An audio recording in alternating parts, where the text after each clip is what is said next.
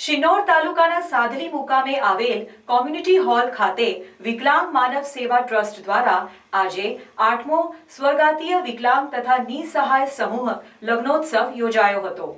જેમાં 9 જેટલા નવયુગલોએ પ્રભુતામાં પગલાં પાડ્યા હતા।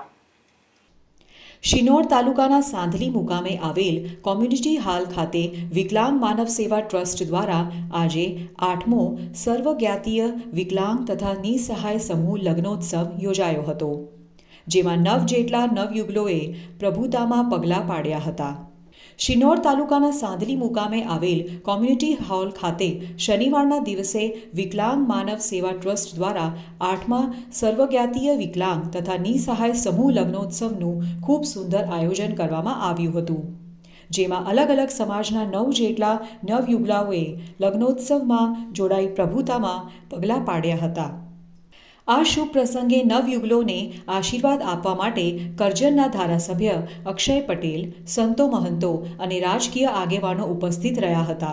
આ કાર્યક્રમને સફળ બનાવવા માટે વિકલાંગ માનવ સેવા ટ્રસ્ટના સભ્યોએ ભારે જહેમત ઉઠાવી હતી।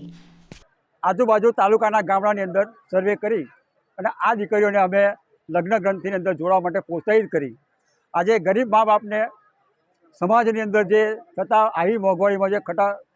લગ્નની અંદર આડેધડ જે ખોટા ખર્ચા થઈ રહ્યા છે એવા ખર્ચા ન થાય અને